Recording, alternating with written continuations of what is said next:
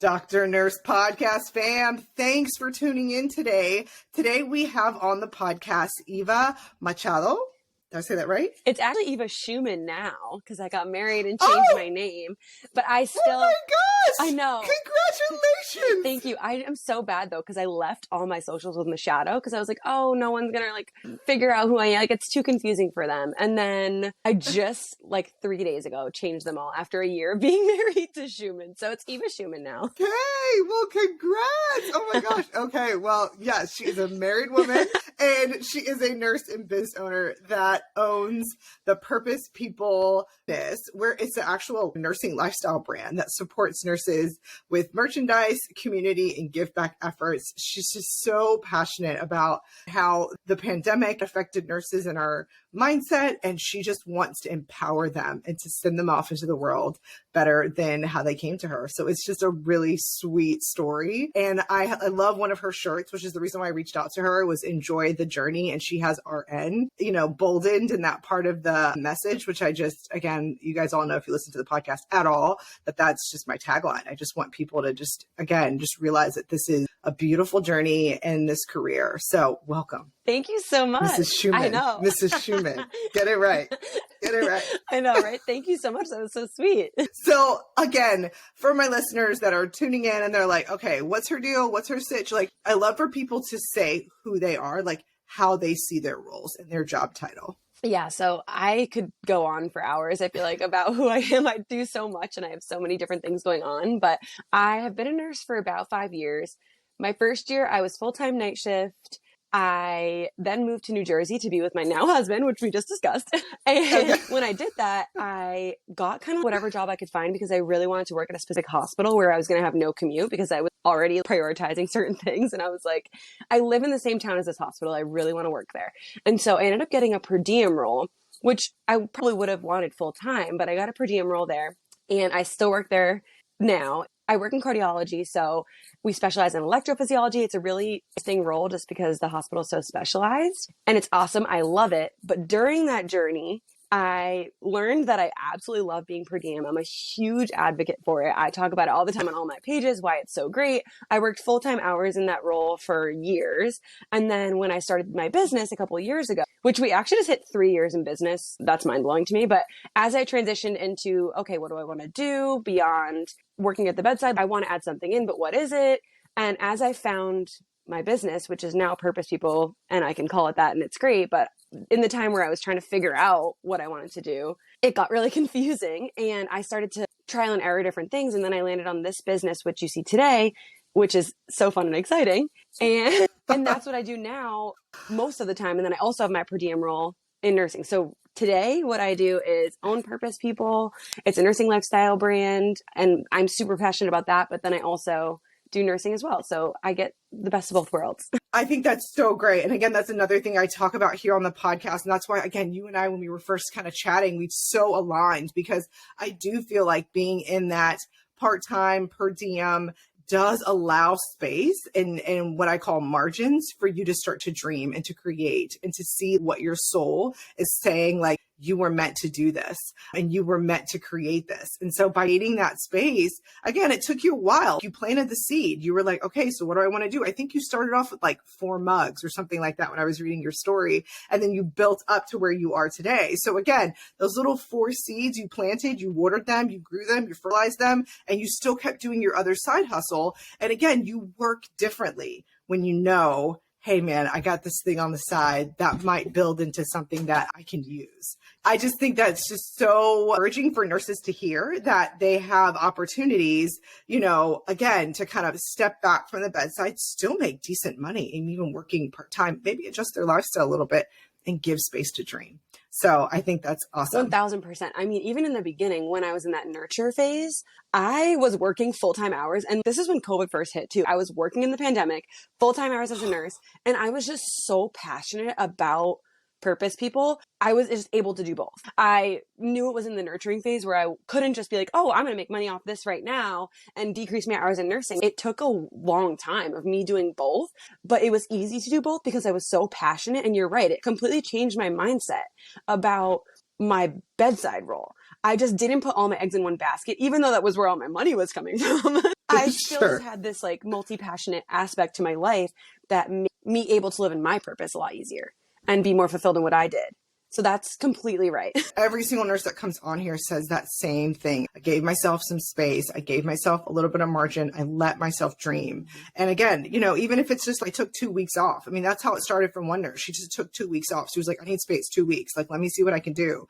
And then she just, again, just got quiet and just figured out what came to the surface, what was coming up, and again, just asking yourself that question, that checking in with yourself to see what it is that you were meant to do. Because again, bedside work is so important, and so it's important for society. We need nurses, right? There's nothing wrong with staying at the bedside, but I think what's happening is that we think that that's all we can do is just be at the bedside.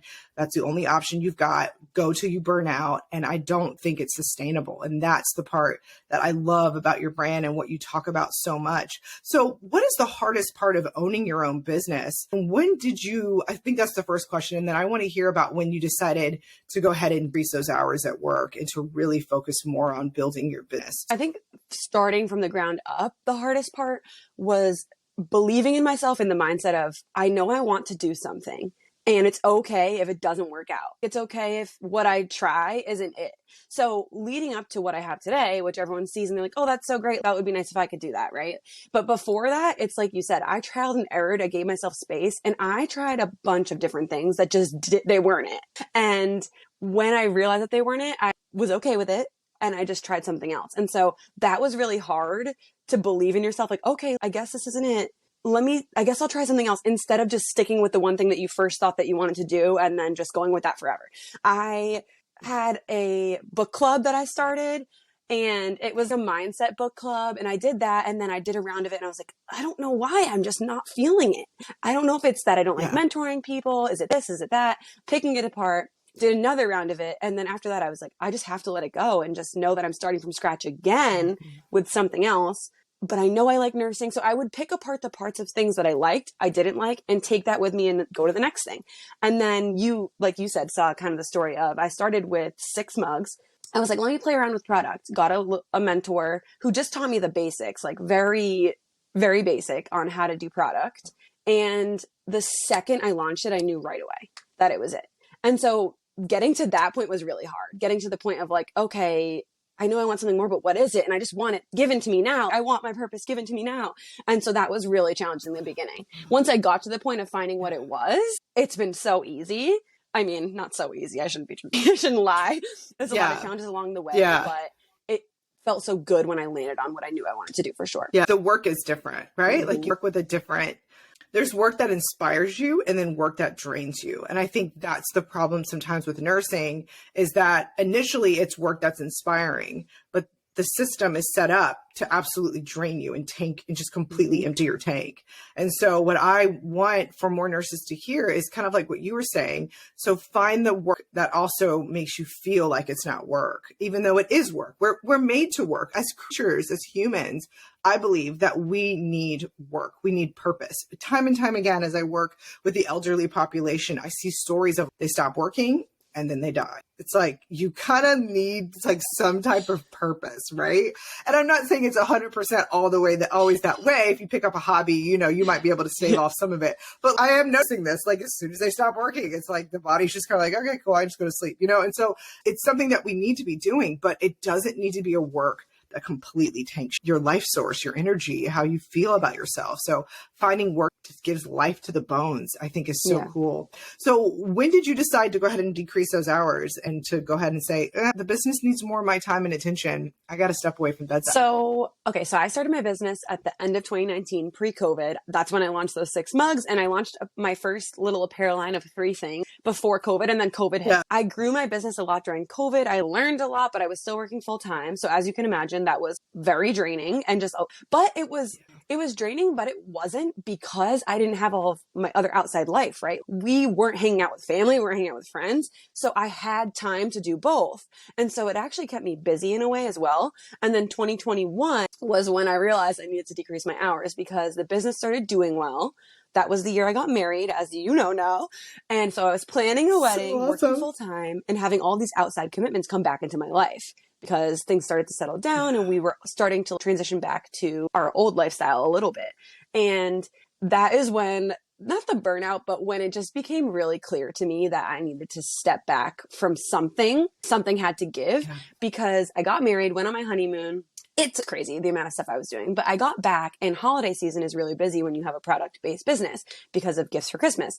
And I had a video go viral in early December, and I had shifts at work that I was supposed to be at, and things went viral, and I had hundreds and hundreds of orders to do.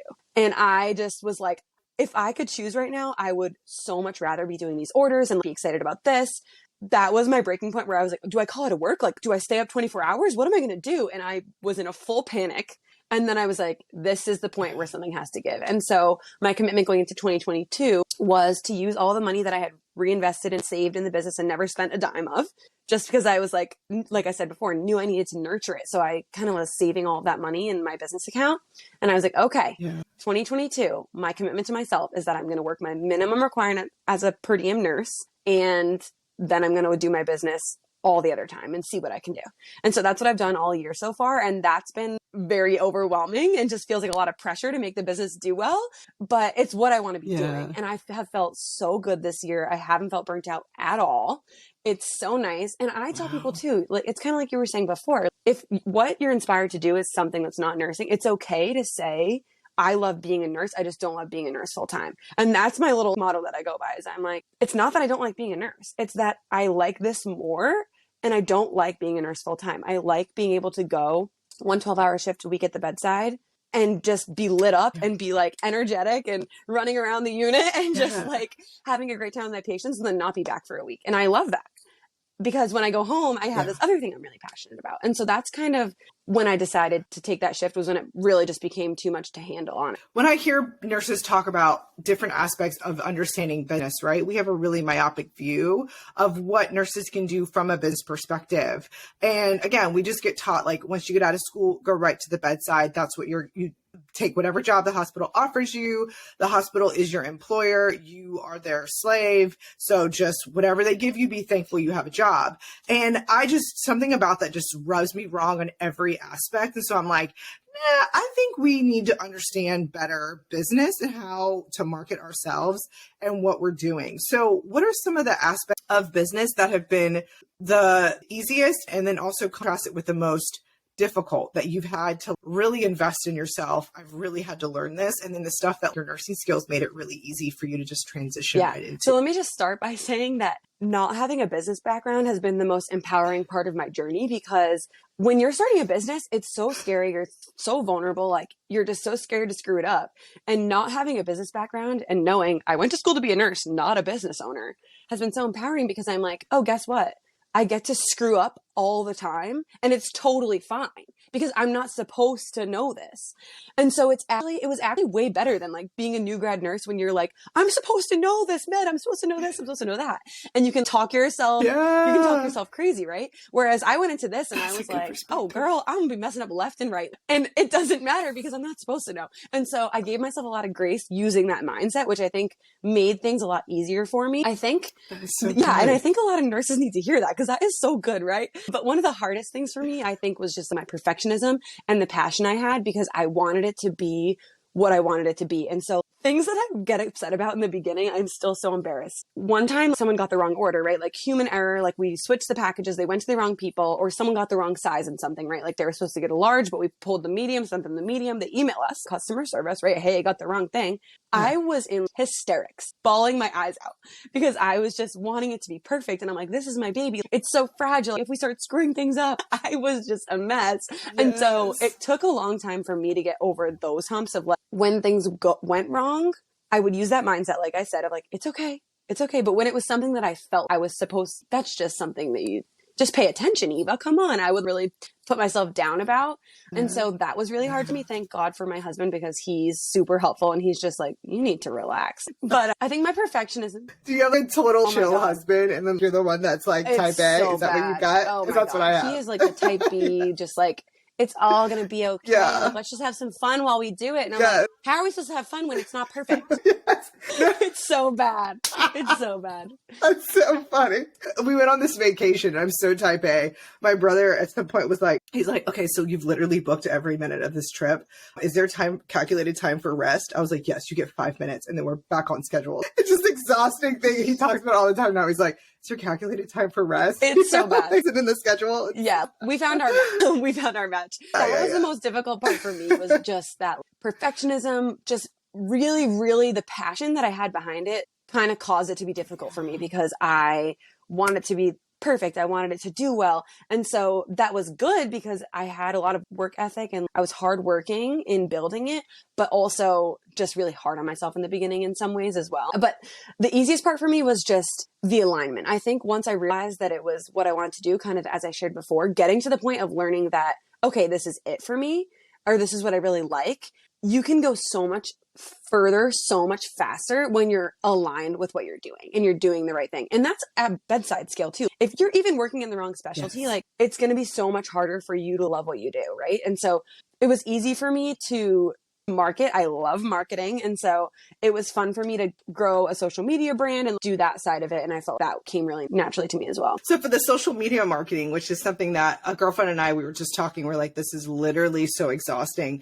How do you keep going? Because it is like it's some people's full-time jobs. Like that's what they do. They just help you do social media marketing. How did you keep yourself going at the times you're just like, I cannot post another thing? I get like, and maybe it's an elder millennial thing. I just get so posting fatigue. I'm like, I just can't put more stuff out there. Even though I make myself do it, that's kind of how I feel. Like, how'd you overcome that? I have always been someone who creates way more than I consume.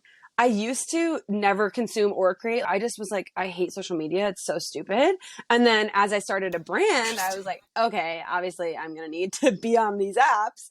And I started creating. And I really still to this day do not consume much. I think consuming too much contributes to that burnout. I feel like it's 50% of it is because then you're like looking and then you're in your head. And then when you go to create, you're like, well, this person did it this way.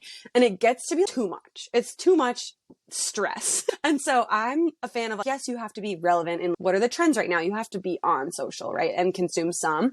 But I think I try to limit the consumption. And then I run 3 accounts right now. It is a lot. I totally get, and I don't think that it's an elder millennial thing, like you said. I think it's just a thing. When you have to create constantly, it's a lot. And I think using one of my first mentor I ever had taught me this. If you're not in the mood, it's okay. But when you are in the mood, lean in really hard. So when you're like, you're waking up and you thought you were going to do X, Y, Z today, but if you're in the mood to do something else, accept that and do it and go really hard with the thing that you feel good about that day. And that helps a lot. Yeah, so then I that's can really batch good. some things as well, which helps. But part of it too, I think, is the passion and also viewing my audience as my community. So instead of it being like, oh, I have to post, it's, oh, I have to serve and show up. And so then that like change in lens helps a little bit too. I mean, it doesn't fix it because it is still an action that you have to complete. But I think when you're trying to view it as like, well, these people need me or they're relying on me to show up for them because I've cultivated this community and it's really important to me, that can help as well. I mean, like I said, it doesn't fix everything, but that helps. Yeah. Again, it's that mindset shift, right? Like that's what you're talking about. It's just like putting a different lens on it. Cause sometimes again, you just look at it through the lens of like, this is really daunting and exhausting. But if you're like, no, how can I show up today? How can I be present today? My community needs me to post something and to encourage them and to stand there in the gap and, say something that maybe somebody else wouldn't say or share something that they all need to hear.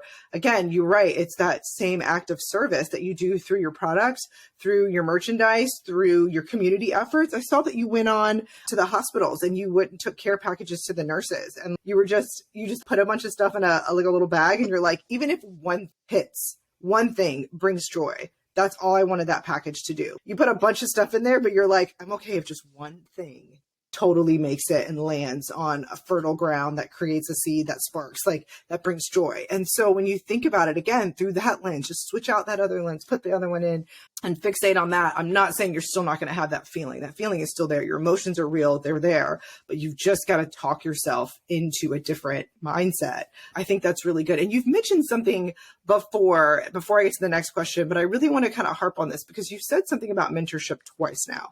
And I really like to focus in in on that, because mentors, I feel like, are a little bit lacking in nursing, especially when you're in the hospital. I just kind of feel like you're a lone wolf and you're just kind of hustling, and you really hope that your team members help you on the floor and different things like that. But especially with the nurse eat their young mentality that we've had, tell me a little bit about mentors that you've had and really how they've helped shape you in your career. I completely agree with what you said. I don't think I've had many nursing mentors in the field of nursing in general. I can't think back of like, oh, when I was a new grad, this person really took me under their wing. I think in my new role, there's definitely nurses I can think of that do that for our new grads now, but I wasn't a new grad when I came into this role. So I do think it is really challenging in the nursing space. In business, I sought them out because I really needed it. And like I said, I knew I didn't have any business background. So I was like, if I'm not getting help, I'm never going to get there. I need somebody to help me and teach me. And so I had a few different mentoring experiences. One of them was like a mastermind experience. So there is Q&A calls. You do have access to their mentorship, but there's also free resources and videos and events almost that you go to online, virtual events. And that one was really helpful because I got community of other business owners who then helped me as well. So that was just really interesting and a cool way to do it. And I got some of my biggest questions answered through that experience. But just starting out off the bat, I had a mentor. And I think a lot of people have the mindset that mentoring has to be so expensive. And I got my first mentor for, I think it was $450 total. And I got 5 or 6 calls with her. And she taught me exactly how I was going to go to a wholesaler and get a product, and who would I have to call to get it printed for me? And then how would I get it shipped, and what website do I need to use for that? And it was the granular stuff that I just did not know that I needed to know. And it was well worth the money. And it was not, I don't view that as very expensive for that many calls and one-on-one time with somebody. Yeah, no, it's not. So that experience is what really launched me to even be able to do what I do. And so I think it's crazy to think nurses don't have that, because when I say, oh, that was so critical to my journey, imagine being a new nurse, especially in today's world, and not having that. And so I think it's a matter of burnout too, though, because who wants to step up and not be paid to be a leader and take everyone under their wing and make sure that they're nurtured? And there are great souls out there who do that, but it's few and far between because they're not being compensated. They're burnt out already. They're already being asked to do so much. And so it comes back to the same issue of just the healthcare system right now in general. So it's heartbreaking. Yeah. Yes. No, you've said that perfectly. You've nailed it right on the head. We have to pay people for what they know, because it shows that we value. When you pay attention.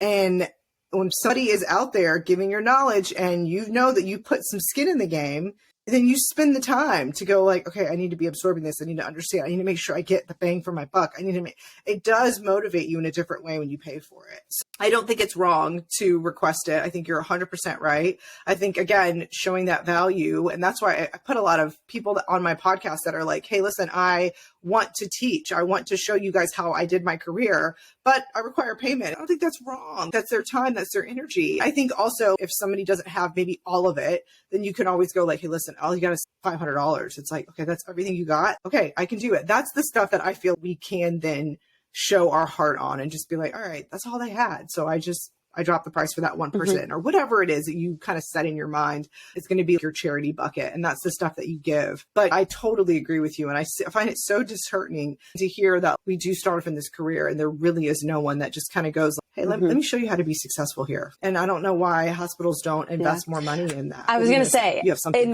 from the business lens, something that I used a lot when I started my business was, if you look at it from the lens of there's 3 things, time, energy, and money. If you don't have one of them, you're just going to have to work really hard in the other 2. So if I didn't have the money, like if you're like, I want to start this thing, but I seriously have no money right now. I'm in debt, XYZ, you can't do it. Okay, you don't have money. That just means you're going to have to go way harder with time and energy. You're going to have to put way more energy in. You're going to have to go find the books. You're going to have to Google it. You're going to have to sift through. And then you're going to have to, that's going to take you more time and more energy, right? Because you don't have money. So money gets you there faster, but you don't need money. And so same thing, if you don't have a lot of time and you're like, I need to learn this right away, you're probably gonna have to spend a little bit more money to learn that real quick from someone who can just spit you all the information you need, right? And so when you look at it like that, that's a good tool to use as well when you're looking at it from a business perspective. I don't know how that translates as well into nursing. I'd have to think a little deeper, but I know for business that that's a really good one to use as well if you're in a different position. Like not everyone's in the same position financially and time. If they have kids, like you said, you're like my toddler's in the background, like whatever, we all have different things going on that are going to affect our lives. So I think that's a good one to use. Yeah. Yeah. Yeah, I love that. That is so good, guys. Hold on to that. Time, money, energy. So just seeing where you're deficient on, and then just realizing that you're going to have to just bolster the other two because unfortunately you're deficient on the one. So, and just that it is what it is. There's just laws that govern the world, right? And so you've got to respect the laws. And as much as you're like, man, I don't want to pay for that. It's like, I know, but you get your time and you get your energy. So like, just pay it, you know? So I think that's really, really good. I wanted to also know if there was one aspect to your business that you were like, I will not let this go. This is the one thing that we will continue to do because it is so successful. I cannot drop this one thing. What would it be? We have 3 pillars and I'm like, I'll never leave all 3. But when you talk about, well, okay, tell me the 3 pillars. Merchandise, community, and give back efforts. So I'm like, all 3 of those, I know for a fact, like I will always have them. But I think the give back efforts, the style that we do giving back, I'll never teach it. I love it. So I made it up. I call it cyclical giving. So it's basically giving in seasons in different ways. So there are companies out there who are like, we're going to give 15% to this charity, profit or sales. That's our mission. That's what we do. This is who we give to. Whereas I just started this way of giving where we just ask the community, what do you guys need right now? Who needs help? Does this specific person need help? Is it this charity? Is it the care packages we did? And then we'll just run campaigns. And then 3 months later, we'll be like, okay, now what? And then just do something completely different, like out of left field. And so it keeps it really fun. And I want to have fun in business. And so that keeps it really fun for me. And it also keeps the community really engaged, keeps us relevant with what's going on. What people needed during COVID is completely different than what they need now. So it's fun to be able to shift and make giving back feel fun for me. So that's something I don't foresee us stopping doing. It's so fun. I love it. I love that answer to this question. It wasn't what I was like looking for, but it's totally something that now that I'm hearing what you're saying is one of those, again, going back to the laws of nature, right? You plant a seed. It's a pumpkin seed. It's going to take 6 months for that pumpkin seed to germinate. Then all of a sudden you have to replant it. You got to give it certain nutrients, nitrogen, oxygen, carbon. You got to put all this stuff in it. And then you get like a bigger pumpkin, and then it grows in 6 months. And then now you have fruit and all this other stuff. There's laws, right? When you have a baby, it takes 9 months. You don't expect it to be born any earlier than that because it needs the 9 months. That's what it's been deemed. And so one of the things that I always hear in business is that you've got to give. You can't hold it. You can't keep it. You can't be like, it's all mine, precious, like Gollum underneath a, troll bridge, like keeping all and hoarding all your stuff. Like you've got to give, because that is such, again, one of those things and laws that govern the universe that you've got to respect this law. You've just got to give. And what you find when you do that is it always comes back. And again, when I was watching that video of you guys giving, I was just like, this girl is so incredible. She has such an other-centered mindset that going to bring joy. When you focus in on others, it brings so much more joy to your life. And I can see it just emanating from you of like, I will never get rid of being other-centered. That's what I'm going to keep doing no matter what. I don't care. It's not social media. It's not, I was thinking like it was going to be like, we're going to consistently market to this base. No, like you're just like, no, I'm going to focus in on others always. Like that's the thing I'm never going to stop doing, because I think that's the secret of business. It's about others. It's never about yourself. And the most successful businesses are the ones that fixate on the customer. This is what we need to be aiming everything towards. And as long as we are giving, and we are giving expecting nothing in return, then we are fulfilling that law of, no, it will come back. You just have to trust it. You just have to trust that it's going to take 9 months. You just got to wait. The baby's coming, So, and the baby is coming. Part of it too is that every time we give, something crazy happens. I'm not even kidding. And it comes back around like tenfold every time. When we did the nurse care package campaign, Good Morning America slid into my email and was like, hey, do you want to come on Good Morning America? I'm like, what? My GMs, I'm like, what the heck? And we got on Good Morning America, which then, right, gives us this authority. It gives us this credibility. It's something I can use forever that is just so freaking awesome. And then gives us the exposure, XYZ. And then we did another care package campaign like a year after that. And I created this little design on Canva as the face of it that had heroes written and crossed out and it said humans underneath. And that was kind of what I put on our marketing materials. I love that one too. Request so after request cute. after request to put it on a shirt. So I was like, oh, I didn't think people would really want that on clothing, but it's by far a bestseller. It went viral. We made so much money off of that one design. And it's like, oh, but where did that come from? It came from a care package campaign trying to give back. And so you hit the nail on the head, and it always comes back. Oh my God. It makes me almost want to cry. Like I could just feel my eyes, like just tear up. I'm like, It's because I'm pregnant, but also because it's so beautiful. Is. Like, I think that that's the challenge that I want nurses to hear this week on the podcast. I want you guys to give something away. That's my challenge to you right now on the podcast. We are hitting it to you. Mrs. Shuman and Mrs. Pajanta are flat out telling you, go give something away, because it's going to shock you how it comes back. And you're going to be like, oh my gosh, this is some supernatural. Again, this is like Halloween was yesterday. Is this some like Halloween spooky thing? I'm like, yes, it is. Just trust us. Just go give it and see what happens. And again, I'm not saying that people should be paid or compensated for their time or compensated for their energy or their work. Those are two separate things, because I feel like you respect the law of one and you can respect the law of other. I don't believe that they have to live outside of themselves. Well, then just give everything away. It's like, I don't know about that. That world can't operate that way. But again, when you respect the laws and you say, I know I've got to give something here because I know that's just what we're called to do. We've got to be other-centered. It always comes back. If you could go back to just young Eva and just go, all right, I want you to know one thing as a brand new nurse. If you could go back to her and tell her something, this is the last question of the podcast. What would you tell her that you want her to know, that you're just like, hold on to this. Like, this is your buoy. This is your life jacket. Don't you dare take this off. You ride this wave all the way down. You ride it. What is one thing you would tell her as a piece of advice? I think I would tell my younger self, which I needed to hear, let me tell you, but I would have told her that nursing is working for you. You're not working for nursing. Because I felt so much. I went into my nursing career being like, I need a full-time job. I'll work night shift. I'll do whatever they need me to do. I'm going to go back to school. I'm going to be a nurse practitioner because that's what I'm, so quote unquote, supposed to do. And then I'm going to do this. I had my whole plan laid out. And as you know from previously in the episode, my perfectionism and my planning is like a core part of my personality. And so when that derailed, once I realized this is just not what I thought it was going to be, that was a lot for me. And it's funny to think now, fast forward 5 years, I am obsessed with being per diem. I literally work in the flu clinics, COVID clinics. I work for OMS on the side. Like, I do all of this stuff. I work day shift and night shift. I just make my career work for me so hard. And I am just constantly thinking about, how can this work for me? How can they benefit me? That's how I kind of made space for my business, like we talked about. And I was able to step into that. Now I have like a gajillion revenue streams, like doing all these different things. And I just thought nursing was the end all be all in the beginning. And now I'm so clear on the fact that it's not the end all be all. It's my purpose is the end all be all. What makes me fulfilled is what should be my goal in the future, not this map or like this roadmap that's laid out for me, if that makes sense. So beautiful. That is so freaking beautiful. It is. I want that for every single nurse. Like, I'm just like, pour that on everyone, because the way that it's just portrayed, you just sound free. Like, no one's clipped your wings.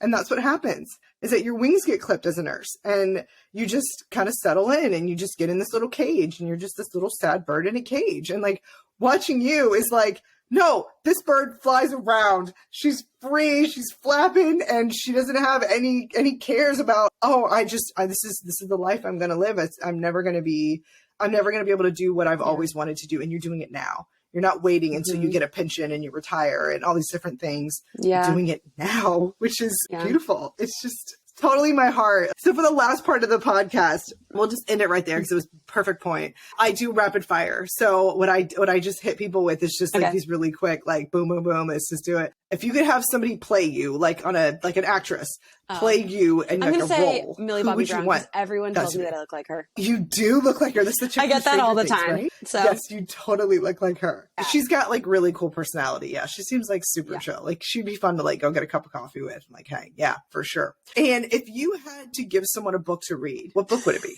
Harry Potter is full of every lesson you ever need in life. It's so good. I'll give them the first one and then they'll read the other 6 because they have to once they read the first one. Yeah.